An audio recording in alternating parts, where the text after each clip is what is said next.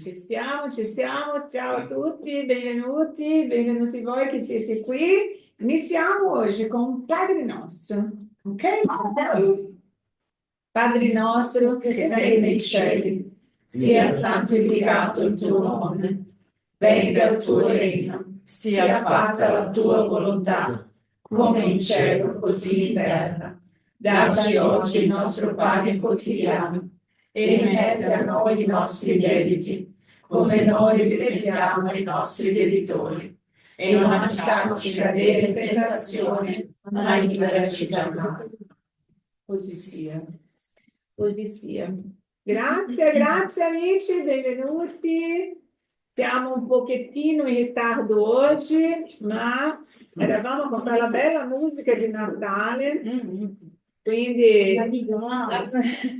armonizzare un po', stavamo facendo un po' di armonizzazioni, necessario a tutti. Grazie di esserci, grazie amici, grazie per la vostra presenza, grazie sempre per l'ausilio, benvenuti tutti. Bisogna dire il mio nome è Edoardo. Benvenuti a tutti. Musica, Kardec-pedia. Edoardo, ok.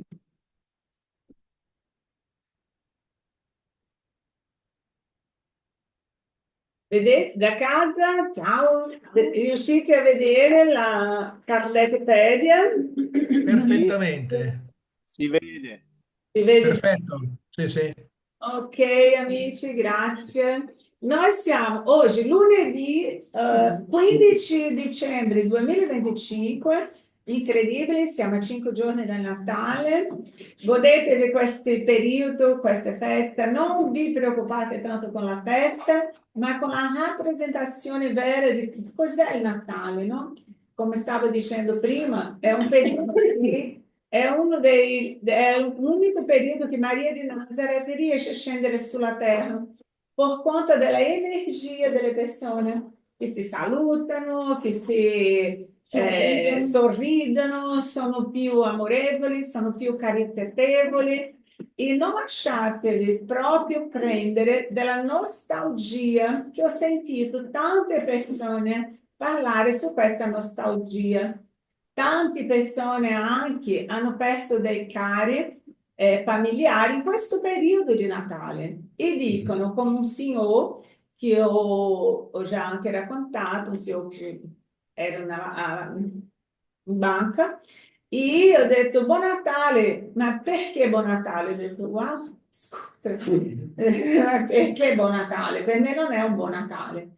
Aí, per un attimo, non conoscendo, ma è stato così, no? Impattante che ho detto, mi scusi, ma perché lei dice che non è un buon Natale? Perché è un periodo così bello, tutti si salutano, c'è tanta luce, tante colore, no? È una festa di allegria. No, perché la mia mamma è morta a Natale, prima di Natale. Ho detto, guarda che Natale sono pochi quelli che hanno il privilegio di andare via in questa data. Noi, nella nostra incoscienza, non immaginiamo, vediamo solo con i nostri occhi fisici, sentiamo solo con il nostro corpo, con la materia, e dimentichiamo che lo spirito ha un'altra visione, ha un altro approccio verso tutto che accade. Immagini una persona poter scegliere di andare via in un periodo di Natale che è quello più fluido, più bello, più amorevole che esiste.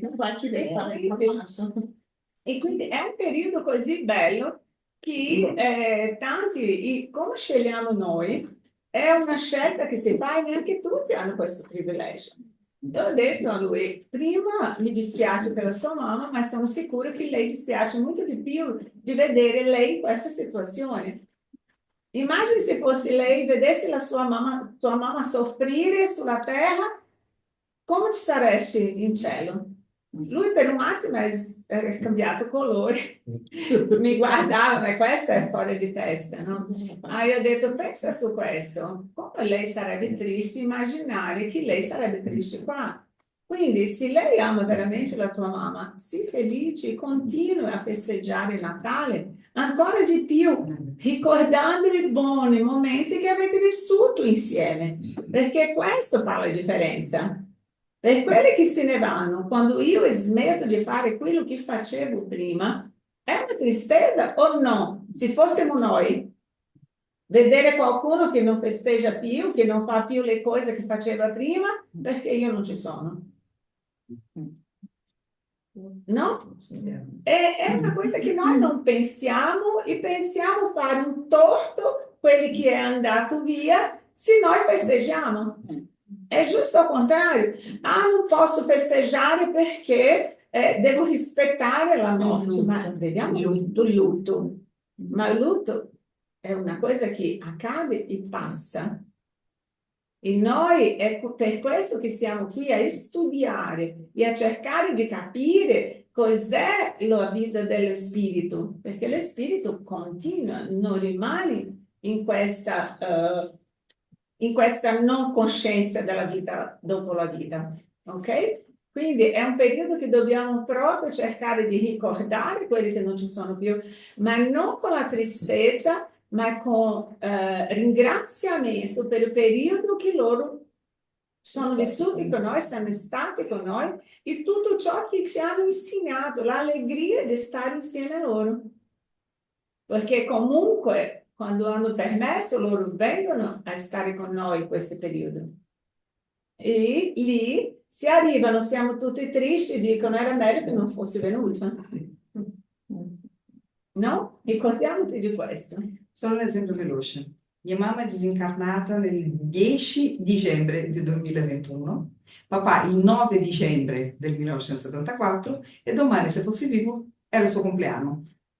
Quindi tutto nel periodo di dicembre. Per me è un'allegria, sai perché? Perché io so quanto loro amavano il Natale, quindi per me è una gioia. Quindi ogni lucina, ogni cosina che uno mette come rappresentanza della nascita di Gesù o comunque della riunione globale di una famiglia universale, per me se non c'è questo input, sembra che vengo a mancare coloro che mi hanno insegnato ad amare Natale per la ricorrenza della venuta di Gesù e per un periodo gioioso. Quindi per me è un motivo maggiore. Mia sorella tempo fa mi ha detto, guarda che io ho ripreso ad amare il periodo natalino dopo qualche anno, perché papà è venuto il 9, mamma il 10, e le ha detto, però io mi ricordo che loro amavano il Natale, diceva, è molto importante perché è stata la venuta del Cristo, quindi alla famiglia universale. Per me è una forma di gioia, anche se le date sono Esatto. che anticipavano il Natale. Sì, dobbiamo proprio avere un approccio diverso. E un'altra cosa che mi è venuto da dire, non prendete il Natale solo come la festa della famiglia, perché se prendete il Natale solo come festa della famiglia, tante persone che sono in questo periodo si lamentano che sono sole. Ah, non nessuno passerà Natale e iniziano a entrare in un processo di ansietà, un processo di tristezza, si tuffano dentro e iniziano a vivere un momento molto brutto. Quindi l'esperienza di stare con se stessi in questo periodo, anche se solo, io ho vissuto questa esperienza e vi dico, è un'esperienza che io non pensavo in vita mia di vivere male, perché da piccola, tutto Natale, sia con i miei genitori, con una famiglia gigantesca, non immaginate quanto, e ancora di più dopo con i miei figli, con tutta la famiglia ancora più grandi, avevamo sempre festeggiato tutta questa data in modo molto intenso.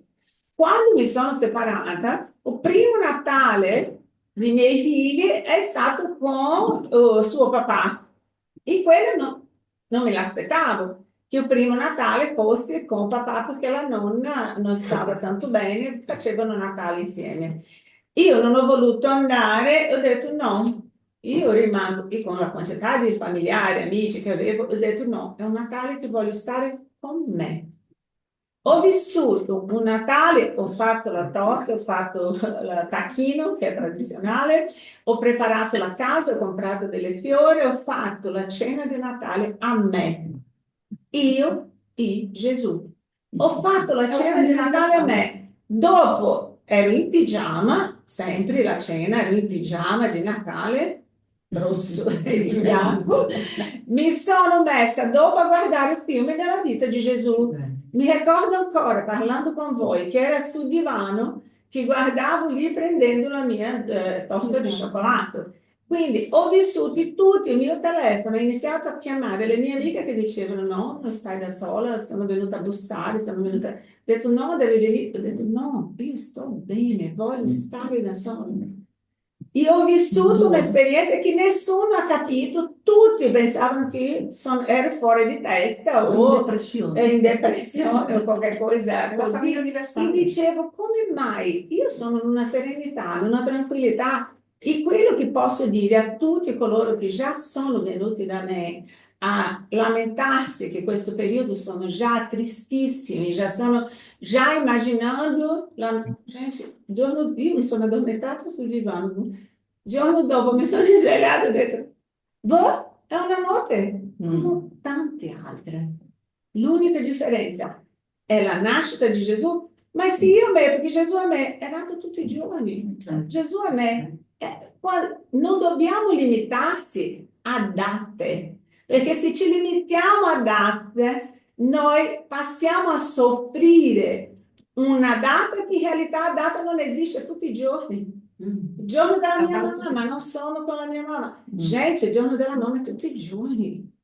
Ah, il giorno del papà, ah, non sono, ma è tutti i giorni. Il Natale è tutti i giorni. E quindi Natale è una nascita, che noi sappiamo che Gesù non è nato a dicembre. Sì. Quindi noi abbiamo prefissato delle date nella nostra mente che ci fa avere l'ansietà e la sofferenza.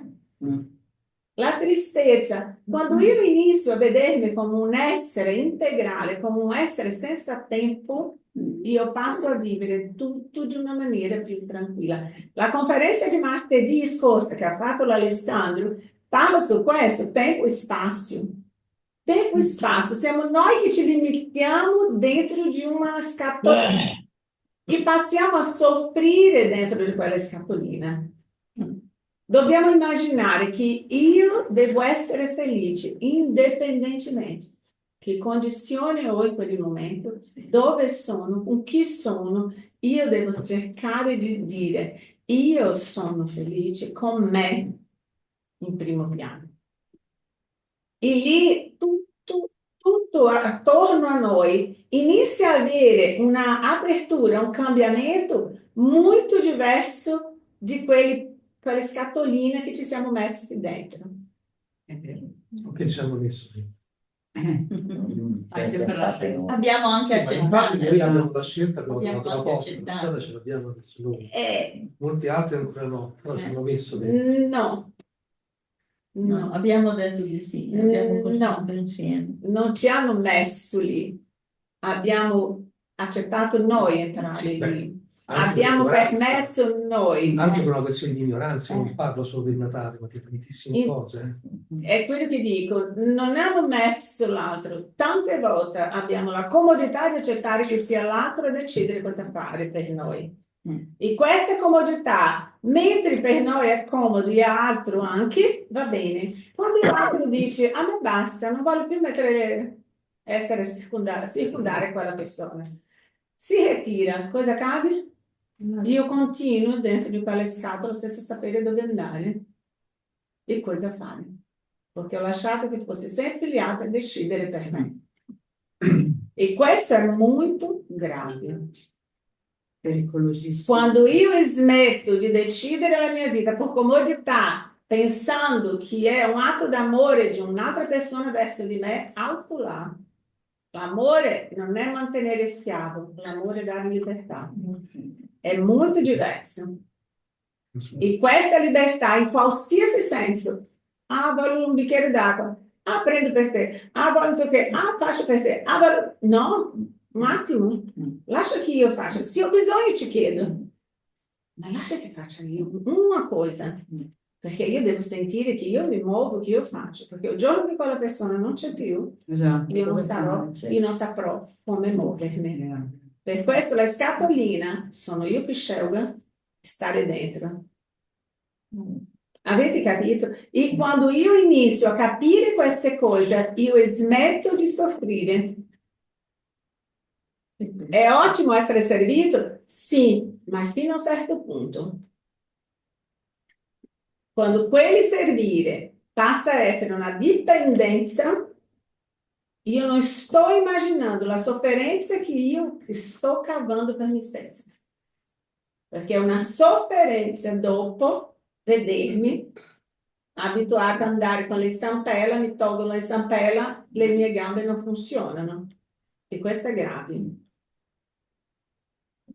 Abbiamo sempre tempo di riprendere la nostra esistenza, di riprendere la nostra vita, di riprendere le cose che dobbiamo fare noi. Gente, devo solo fare la preghiera iniziale, già sono quasi finito il tempo.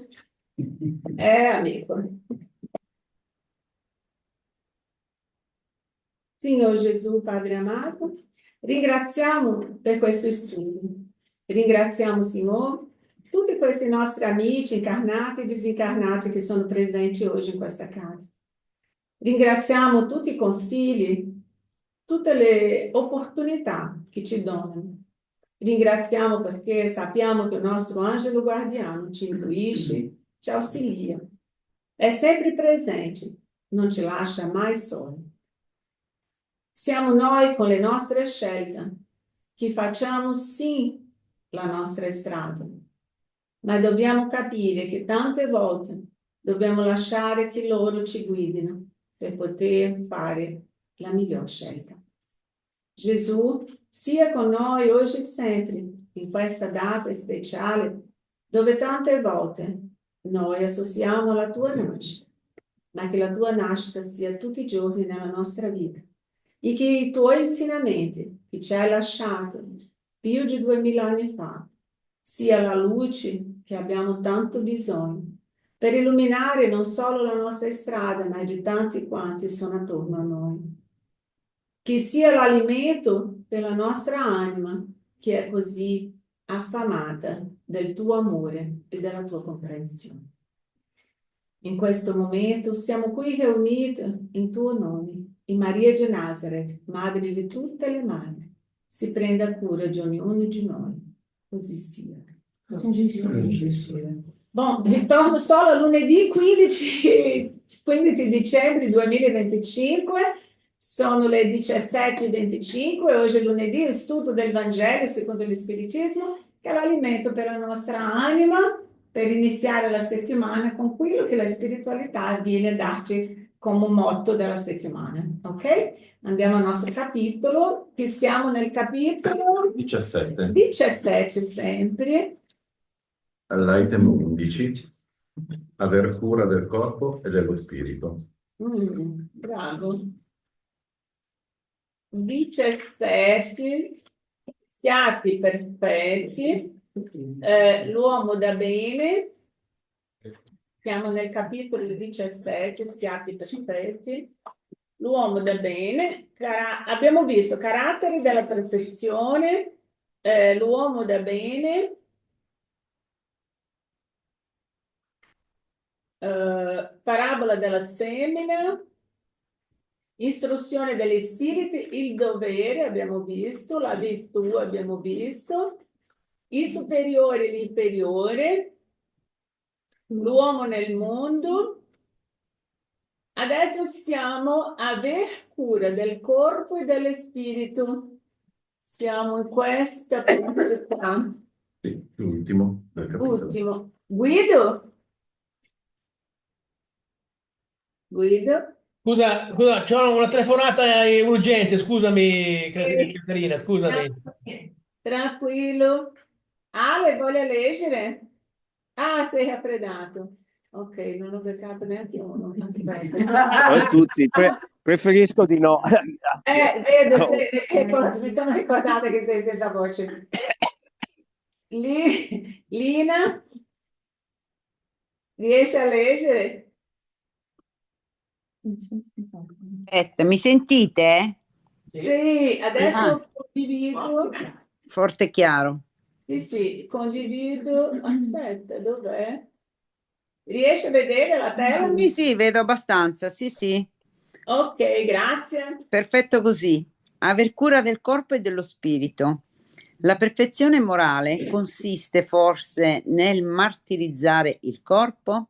Per risolvere questo problema mi rifaccio a principi elementari e comincio col dimostrare la necessità di curare il corpo, che nell'alternanza di salute e malattia influisce in modo molto importante sull'anima, che deve essere considerata come prigioniera nella carne, affinché questa prigioniera possa vivere, agire e persino concedersi le illusioni della libertà. Il corpo deve essere sano, in forma e vigoroso. Seguiamo questo confronto. Eccoli in perfetto stato, tutti e due. Che cosa devono fare tutti e due per mantenere l'equilibrio fra le loro attitudini e i loro bisogni così diversi? Grazie. Ah, basta così? Sì, basta così, grazie mille. Ma tu mi hai fatto leggere perché questo mi appartiene, io lo so. No, scusa, è stato un caso. Com'è? Cosa Sì, possiamo sì. dire? Che possiamo dire? Che effettivamente, almeno, guarda, mi sento molto chiamata in causa da questo paragrafo, perché questa mia lotta con il corpo, però so che l'anima è a posto, no? E allora dico, ok, vieni, non so come dire, la parola giusta qual è, fai uscire sempre di più quest'anima affinché io possa in serenità affrontare il problema del corpo.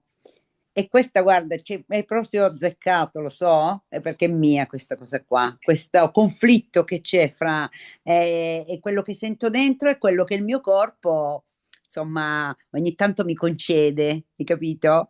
Quindi, Esatto, esatto. Quando riusciamo a alzare la vibrazione dell'anima e pensare di più nell'anima, cosa accade? Il corpo, il dolore esiste, ma la sofferenza non fa parte della nostra esistenza.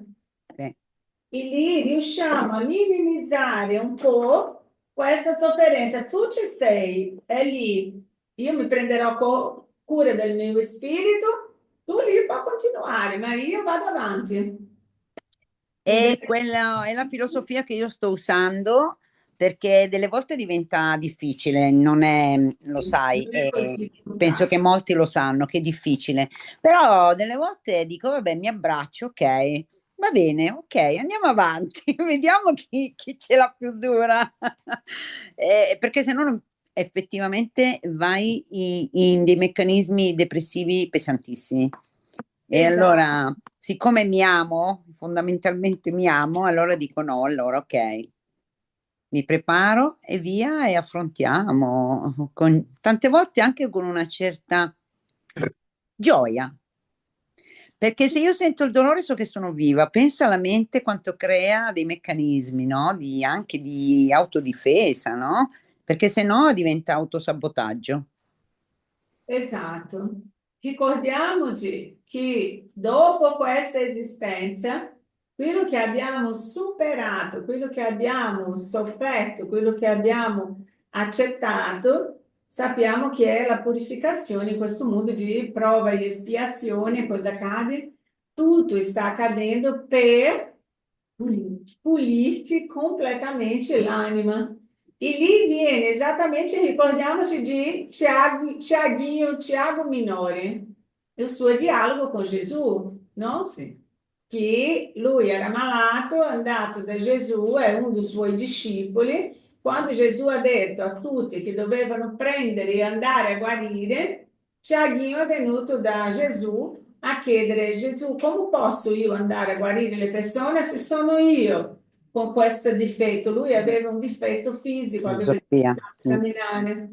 E lì Gesù ha detto: tu vuoi essere guarito? E lui tutto contento: sì, sì, sì, che voglio. Lo sai che ci posso guarire, no? Sì, lo so, per questo sto chiedendo. Ma lo sai che questa non è la volontà di mio padre? in questo momento, in quanti possono lodare Padre mio essendo ammalato? Quanti ammalati possono andare a guarire? Il Padre mio sa che di te può fidarsi, per questo non ha bisogno di guarirti, perché quelli che guarirai tu, anche se non sei guarito tu, dimostrerà una fede molto più grande di quelli che sono guariti. È un concetto molto difficile tante volte per noi di accettare o di capire quello che voleva dire Gesù. Ma le tarefa difficili, tu, anche ammalato, continua a fidarsi di me. Sì. Anche se io non ci ho guarito, tu continui con me. Continua, perché noi tutti sappiamo che Dio tutto può. E se Lui vuole guarirmi, Lui mi guarirà. Ma se la mia malattia è la mia guarigione che ho chiesto io, perché adesso devo chiedere di guarirmi? Questo non vuole dire che io non posso chiedere, io devo chiedere, ma se non arriva, io devo stare serena e tranquilla e continuare a fidarmi che Lui sa o che è meglio per me. Si chiede la forza per affrontare, quello sì. Dobbiamo sempre chiedere la forza e la fede necessaria per continuare a ringraziare qualsiasi cosa, perché Gesù ha lasciato la frase in tutto dai grazie.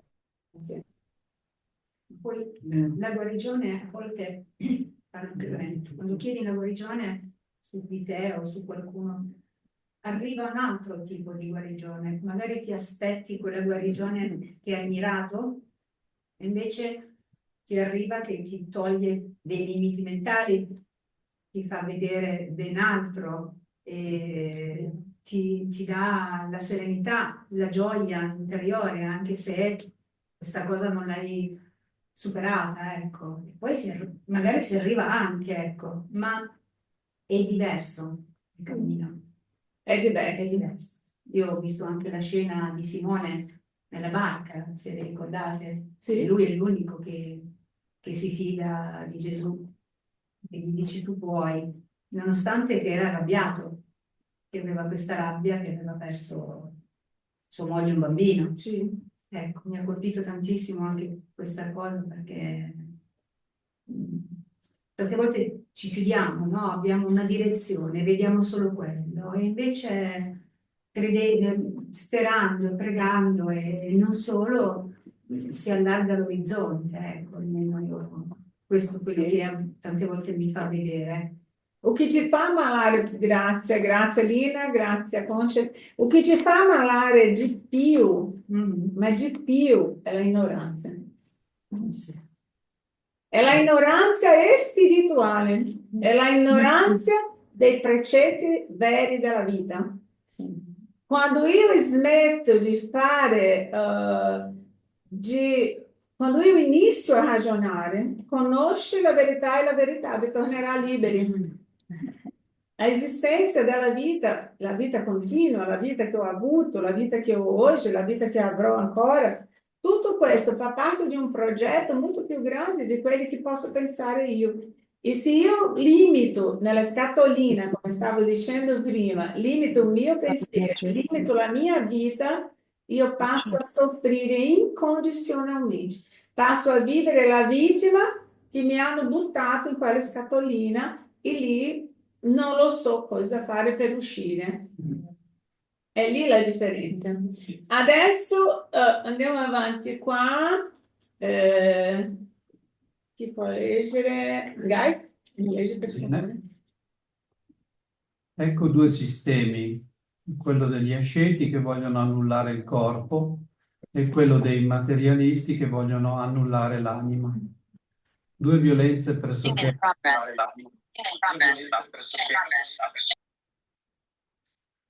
Sto continuando. insensate, sia l'una che l'altra. A fianco di queste due grandi correnti pullula la numerosa schiera degli indifferenti che, senza convinzione e senza passione, amano tiepidamente e gioiscono modestamente. Dove sta dunque la saggezza? Dov'è dunque la scienza del vivere? Né dall'una né dall'altra parte. E questo grande problema resterebbe completamente risolto se lo spiritismo non venisse in aiuto di coloro che cercano la soluzione, dimostrando i rapporti che esistono fra il corpo e l'anima e affermando che, poiché sono necessari l'uno all'altra, bisogna aver cura di tutti e due. Amate dunque la vostra anima, ma curate anche il vostro corpo, strumento dell'anima, strumento dell'anima. Ignorate i bisogni che sono indicati dalla natura stessa e ignorare la legge, ignorare i bisogni che sono indicati dalla natura stessa e ignorare la legge di Dio. Non punite il corpo per gli errori che il vostro libero arbitrio gli ha fatto commettere, di cui peraltro non è responsabile, così come il cavallo mal guidato non è responsabile degli incidenti che ha causato. Sareste forse più perfetti se pur martirizzando il corpo, voi non diventaste nemmeno egoisti, nemmeno orgogliosi e neppure un po' più caritatevoli con il vostro prossimo? No, la perfezione non consiste in questo. Essa è tutta nel rinnovamento che voi farete subire al vostro spirito. Piegatelo, sottomettetelo, umiliatelo, mortificatelo. È il mezzo per renderlo docile alla volontà di Dio e il solo che conduca alla perfezione. Georges, Spirito Protettore, Parigi, 1863. Grazie. Com'è?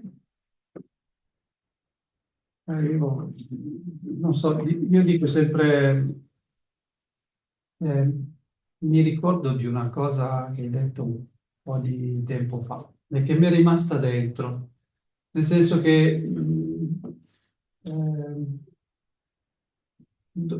diciamo che dobbiamo essere coerenti nella nostra vita con il corpo e con lo spirito, e dobbiamo essere puliti fuori e puliti dentro. E tu una volta hai detto, uno non può essere tutto pulito e poi avere una casa tutta sporca.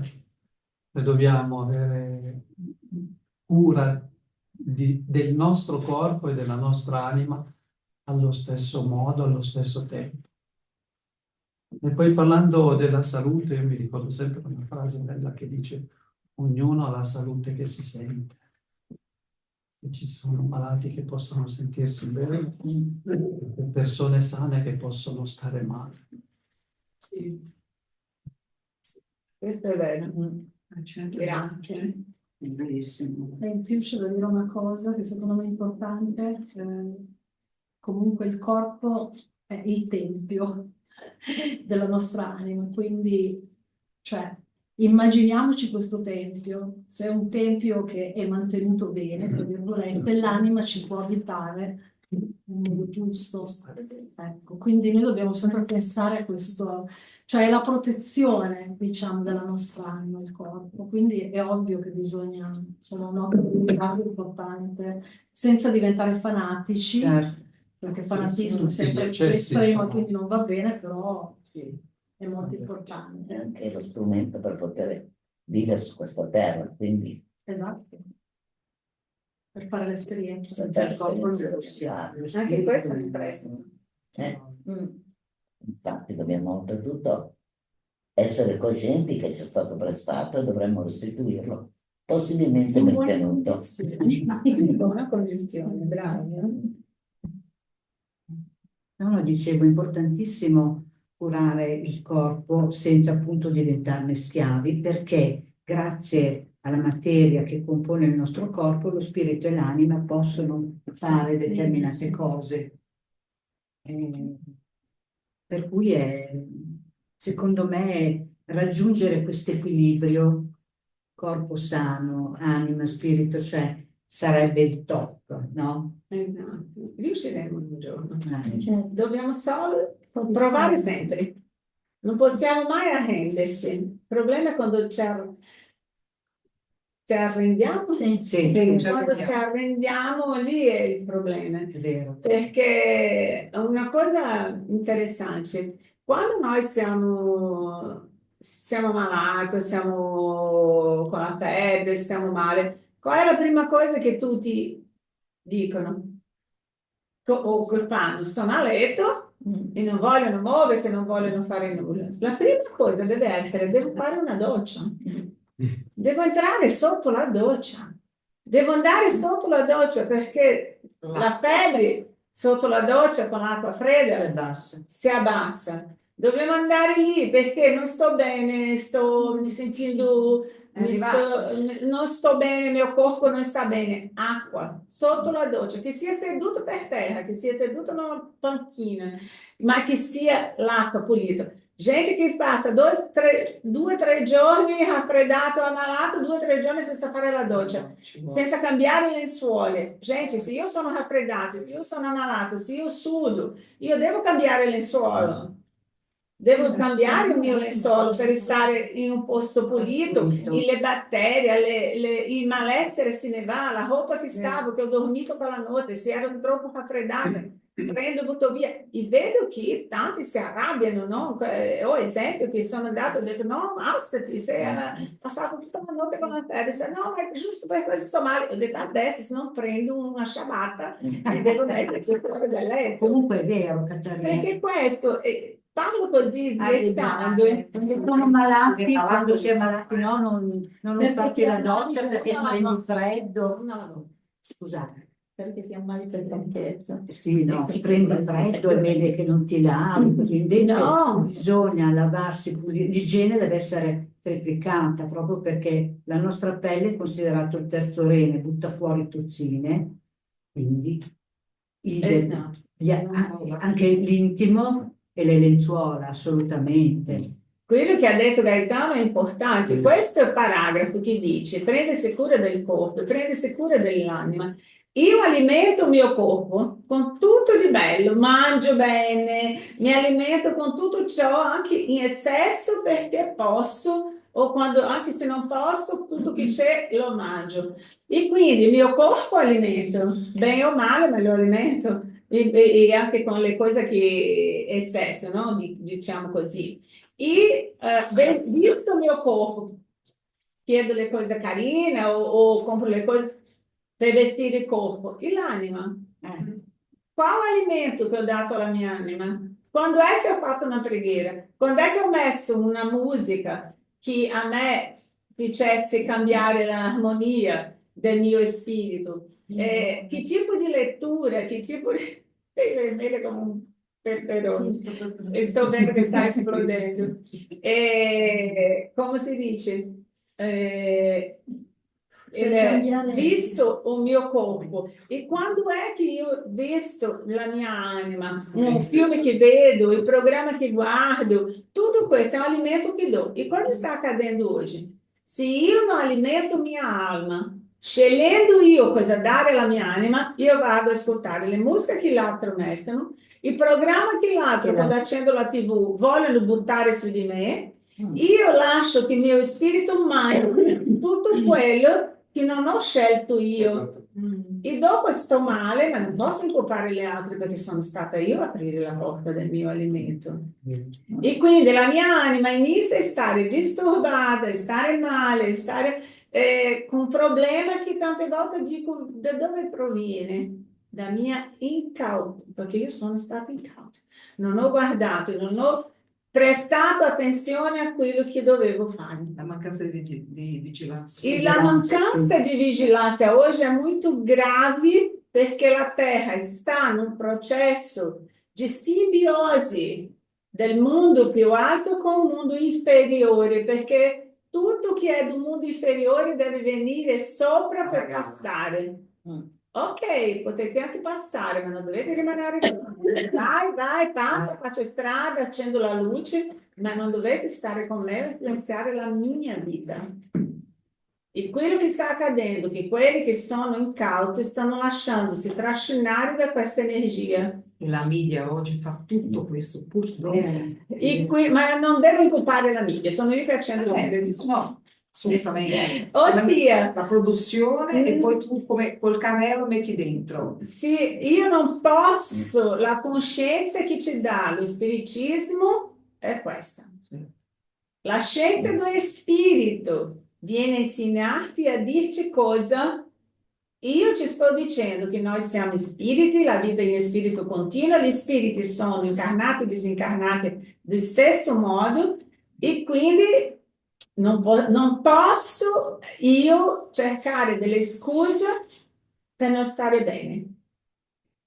E vi dico che le malattie oggi sono causate dalla nostra invigilanza con la pulizia della casa, con la pulizia di quello che fa parte della nostra vita. Anche con quello che vestiamo. Gente, isso è serio. Anche con la cosa che mettiamo. È grave questo. Cioè? Mettere vestito sporco, roupa rotta, stare vestito sono in casa con quello che è più vecchio, più comodo. Questo, non fate questo perché è tutto energia. Le cose che non sono più come era prima, devo buttare, li devo sostituire, perché tutto sono piccoli vermicelli, piccole energie. Una barca non affonda perché l'acqua di fuori ha affondato la barca. La barca affonda perché l'acqua è dentro. È quello che è dentro di me che fa con che io anneghi, annegare. Una barca non annega per tanto della quantità di acqua che è fuori, io sono di questa misura. O che fa con che io mi perda è quello che ho dentro di me, non quello che è fuori. E tante volte inizia a negare una barca con un piccolo furo, un unico furo. E inizia a fare con l'acqua.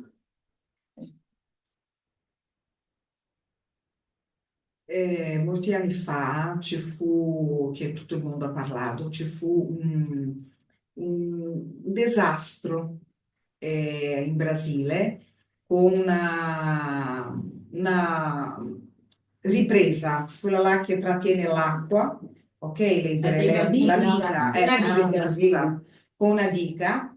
È stato scoperto dopo qualche anno fa che quello che causò non fu la quantità di detrito di acqua, fu una crepa nella base che non era stata riparata.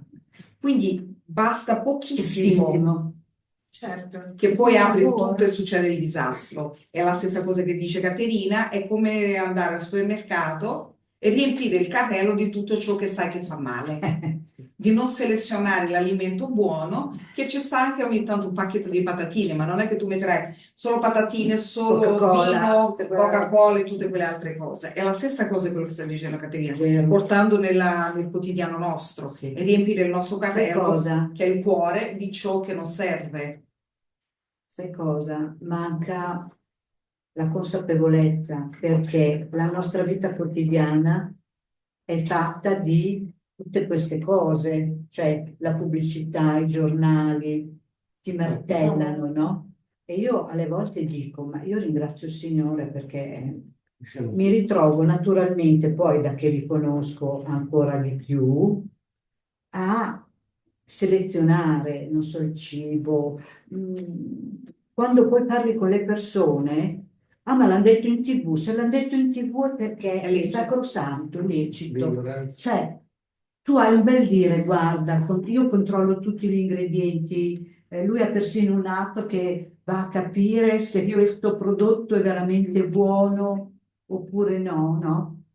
È un aiuto proprio per evitare di avvelenarci, perché tutti i cibi sono pieni di conservanti, coloranti, additivi, quindi scegliamo meno dannosi. Ok, brava, scegliamo meno dannosi. Sì. Non diventiamo neanche fanatici. lì, non possiamo diventare neanche lì perché alla fine apriamo un'ossessione Sì. su tutto. Quindi io lo L'equilibrio. so che tante volte una cosa fa male. Una Coca-Cola, diciamo così, non è che bevo tutti i giorni. Mi viene la voglia, io bevo perché? Perché il mio corpo sa che in quel momento io ho bevuto, il proprio corpo, essendo già sano, sapendo qual è il mio principio, Lo non mi elimina, farà male. esatto, Non sì, mi farà sì. male. Perché È viviamo in diverso. questo mondo, quindi abbiamo bisogno, Esatto. diciamo, anche di... Ogni tanto la patatina. Esatto, che non dimentichi. È diverso. Noi dobbiamo proprio cambiare il nostro modo di rapportarsi con il mondo attorno. E outra, nulla di standardizzato. Sì. Nulla. Quello che è buono per me non è buono per te, o quello che è buono per te Vero. non possiamo. Siamo esseri umani diversi. Quello che fa male a me può non fare male a te. Quindi non possiamo dire una cosa, quella dottoressa ha detto che uovo fa male, può fare male a te, a casa tua, a chi vuole. 10 al giorno. E non ho mai avuto problema. Quindi ognuno ha, non possiamo andare in questa onda, perché siamo in un'onda che andremo tutti a finire nello stesso malessere di vita. Quindi io devo oggi essere responsabile, come ci insegna la dottrina degli spiriti. Io devo sapere cosa è buono e male a me. Io sono responsabile per me. Nessuno è responsabile per quello che accade a me. Ok, amici, guardiamo bene questo perché ignorare la legge di Dio, no? Non punire il corpo per gli errori che il vostro libero arbitrio gli ha fatto commettere, di cui peraltro non è responsabile, così come un cavallo mal guidato non è responsabile degli incidenti che ha causato. Nostro spirito, tante volte, è un cavallo selvaggio, pieno di passione, pieno di desideri, pieno di vizi. Agora sono io che devo controllare lui. La mia porzione intelligente è che deve controllare questo spirito. Perché se io lascio che mio spirito controlli se io lascio che sia il mio corpo fisico a controllare il mio spirito, io muoio. Lì dobbiamo stare attenti, perché non posso lasciarmi trascinare per quello che dopo mi lamento, perché diceva mia nonna, quando lo spirito non pensa, il corpo padece. Quando lo spirito, il corpo patisce. Quando lo spirito non pensa, il corpo patisce. Certo. Perché faccio quello che è il mio istinto, voglio fare di istinto e vado oltre. In tutto, io devo controllarmi perché è un cavallo selvaggio e mi porterà a uccidere. E tante volte, se io lo so che io non posso mangiare zucchero, insisto in mangiare zucchero, sapendo che sto male, non posso dopo lamentarmi. Se io lo so che non posso bere perché un goccio di bevanda mi toglie lo spirito dell'escio, io continuo a bere, non posso lamentarmi dopo. E aprire questi canali, state attenti, perché a casa mia loro entrano e non escono. Ricordatevi del film di Vivaldo? La quantità di spirito, perché quelli sì, io stavo bevendo. Se io sto bene e vado a bere perché sto bene, è una cosa. Se io sto male, non sto mi sentendo già tanto bene e voglio bere, lì è la mia...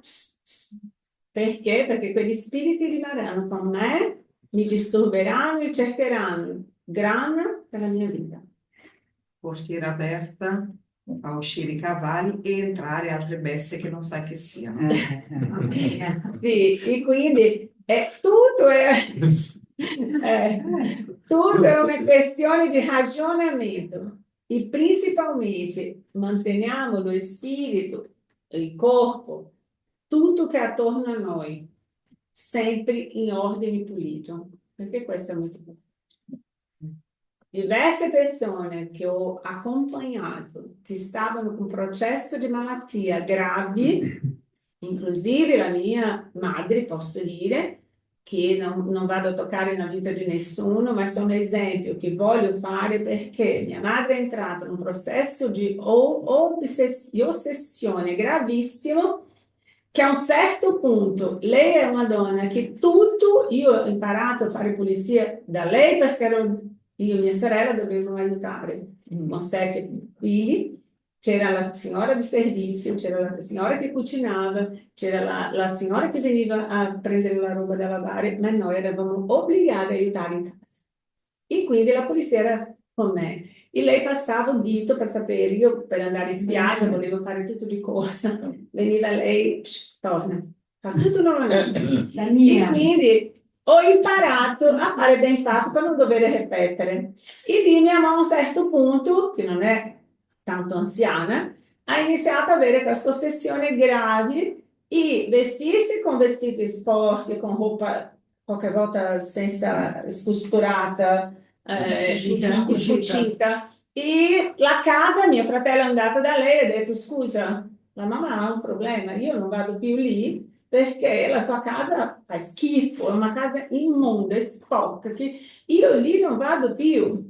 Io non ho vergogna di dire perché è una cosa grave questo.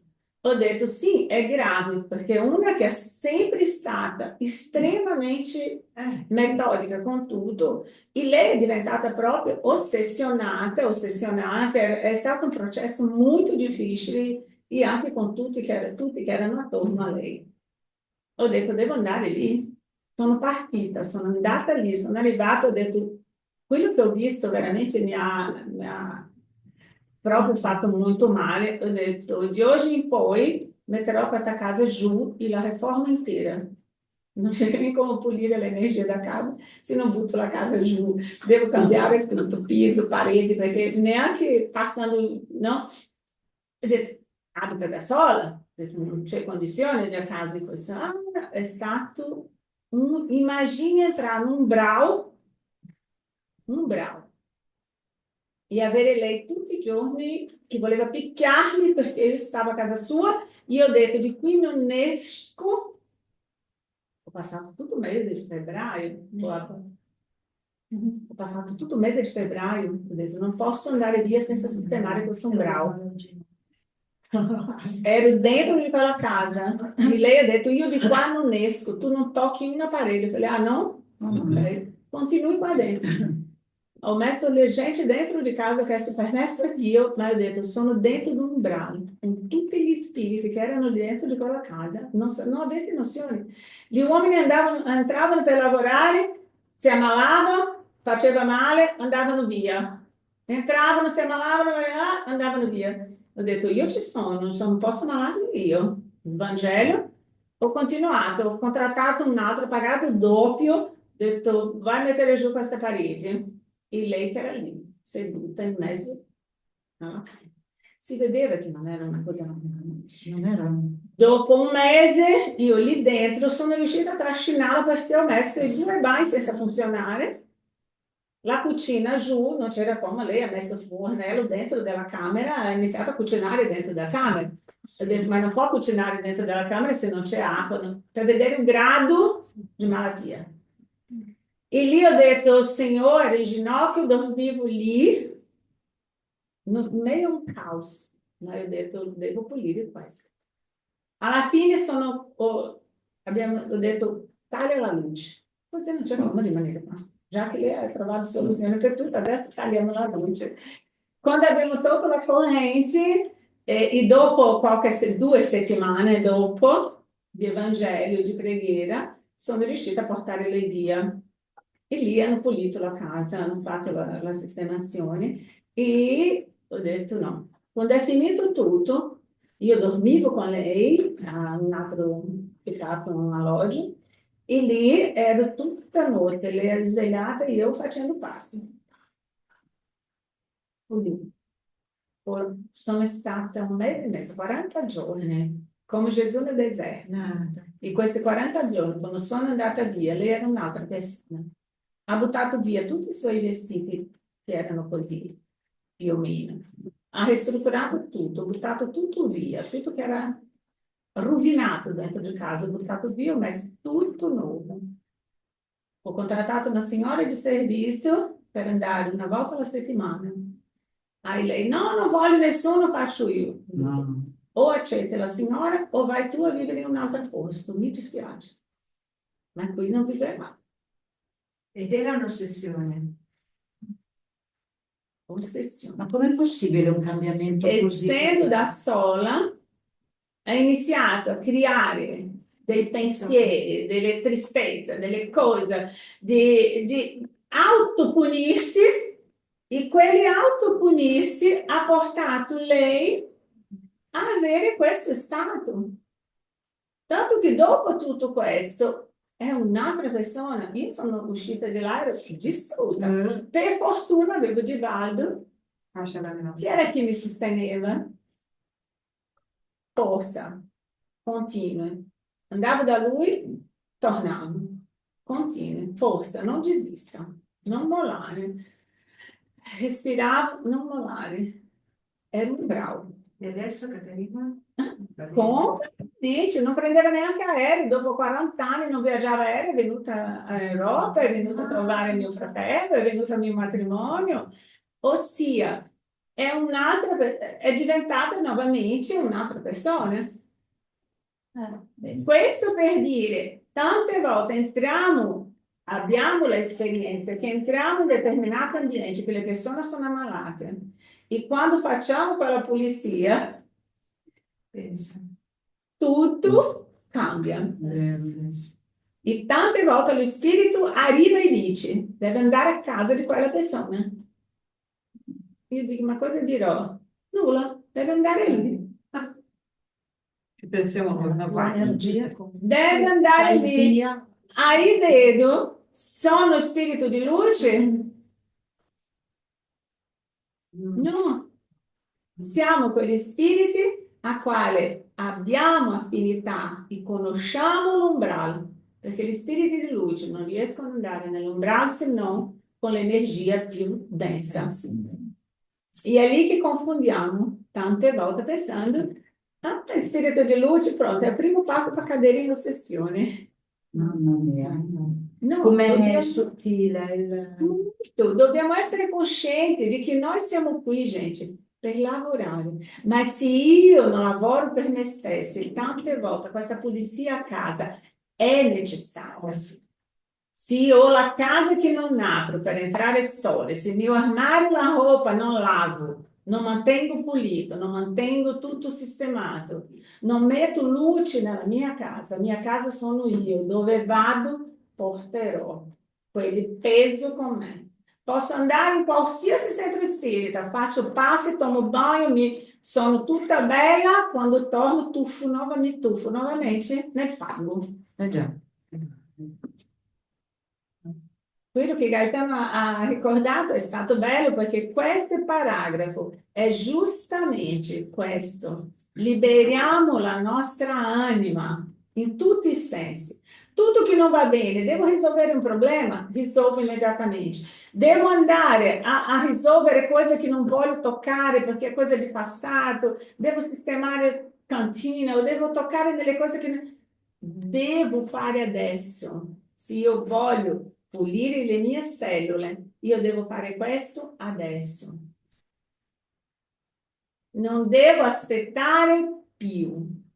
Io ogni sera un cassetto per volta, svuoto, mi è venuta, non è un'ossessione, ma voglio... No, è liberare l'anima, organizzare me, tutto che riguarda me, lo spazio dove vivo, lo spazio dove vado, lo spazio dove sono io, deve essere organizzato, perché se no la mia anima inconscientemente subisce questo problema. Poi la iniziare a fare.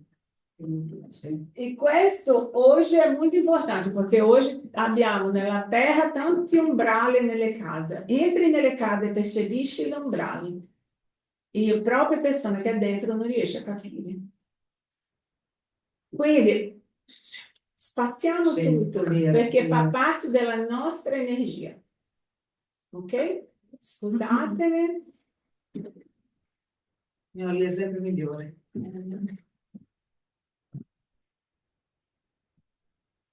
Può accadere a chiunque. A chiunque può accadere queste cose. Per questo ho raccontato della mia madre. Perché io dico ai miei figli, il giorno che io di te, che non vuole fare la doccia, potete pregare per me.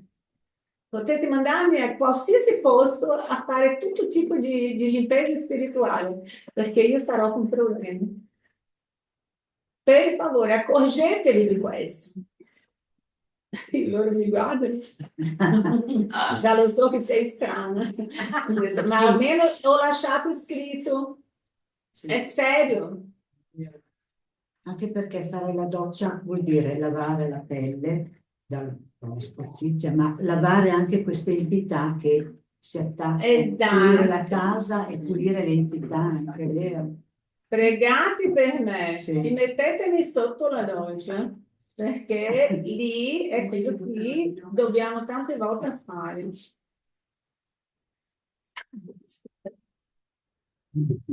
Signore Gesù, Padre amato, spiriti protettori, angeli guardiani di ognuno di noi.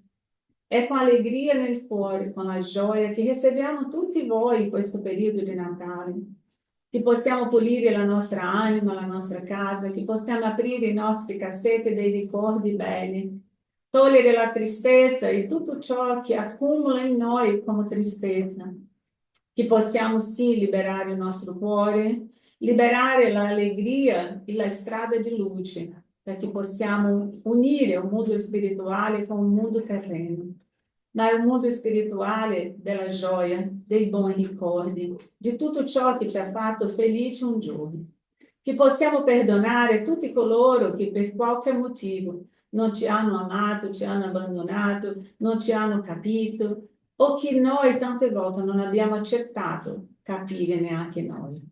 Siamo noi che dobbiamo liberare noi stessi, la nostra anima, il nostro spirito, il nostro corpo e la nostra vita, perché siamo responsabili per quello che facciamo noi, non quello che fanno gli altri a noi, ma sì, sempre noi stessi.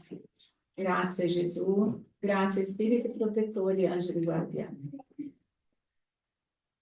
Così sia. Così sia.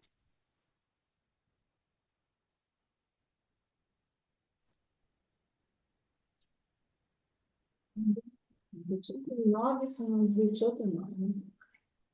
Ok. Ciao amici. Ciao. Ciao. Ciao a Ciao, tutti. grazie. Ciao, Grazie. grazie. Ciao a tutti. Ciao a tutti, ciao, grazie.